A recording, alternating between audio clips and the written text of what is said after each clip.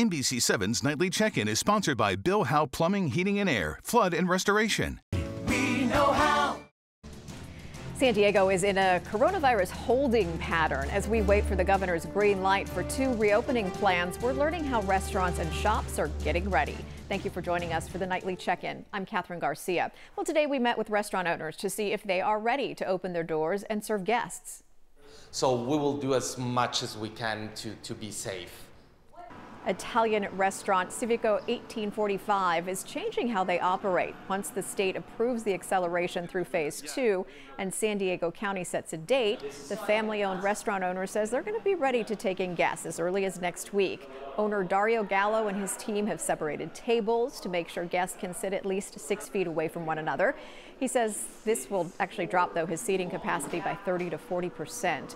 He is also working with the Little Italy Association to move more tables outside for seating on the patio, sidewalk, and piazza.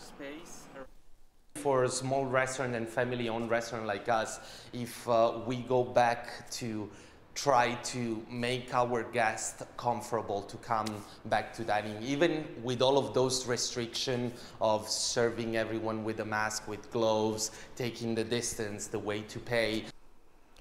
The Little Italy Association is planning to close down India Street to allow for restaurants to take their dining outside. Al fresco dining, if all is approved, that could start in a few weeks.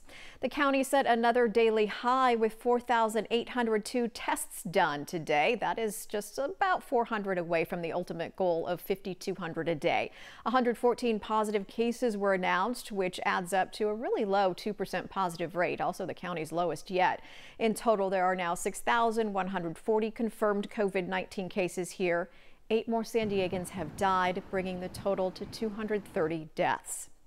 We are expecting to learn more details tomorrow about school reopening guidelines for San Diego County for the fall. Today, State Superintendent Tony Thurmond met virtually with school district leaders to share ideas about the situation right now. There will not be a common opening. Rather, school districts will make their own decisions about when they will open. The state superintendent said districts will make that determination with guidance from local public health officials. Among the recommendations, fewer students in the classroom, of course, to accommodate social distancing, students and teachers wearing masks, and schools being sanitized. San Diego Unified School District says that it hopes to open schools on September 1st if they get additional funding. We've done above and beyond what was asked of us, probably tenfold of what was asked of us. So we wouldn't open if we didn't feel it was safe. We really wouldn't.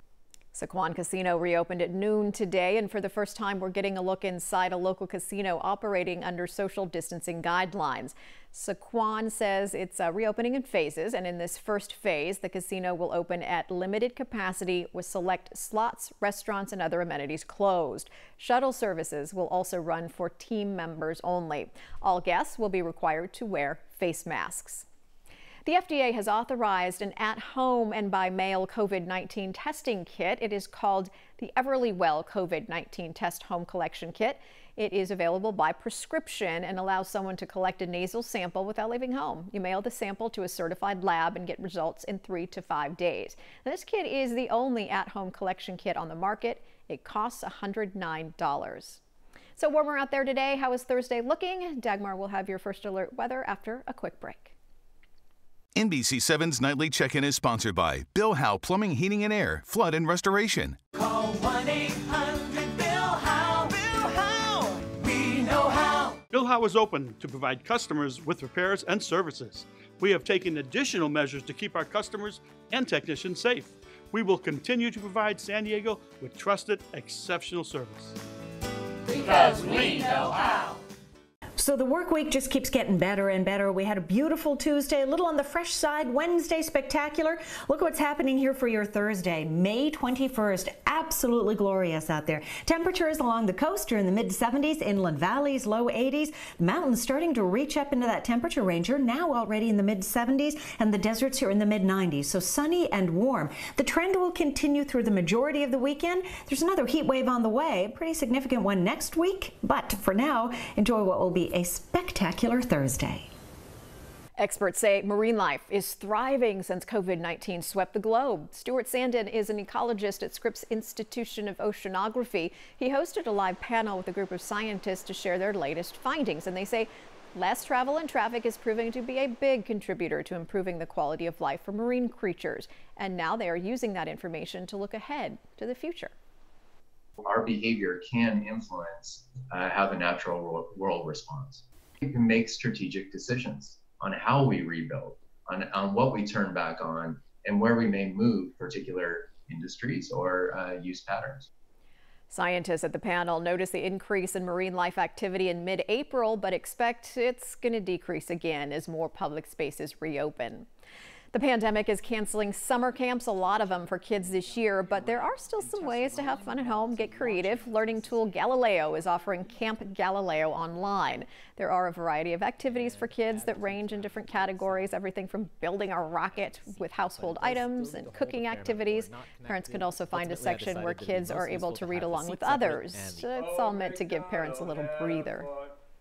Because we're all inhabiting the same space all together every day, I recommend bookending it in some way that really marks the beginning and the end of the day and allows you to connect as people. Another idea, she says, start the morning with something fun, like a little dance party or sing-along that engages your kids in a fun way.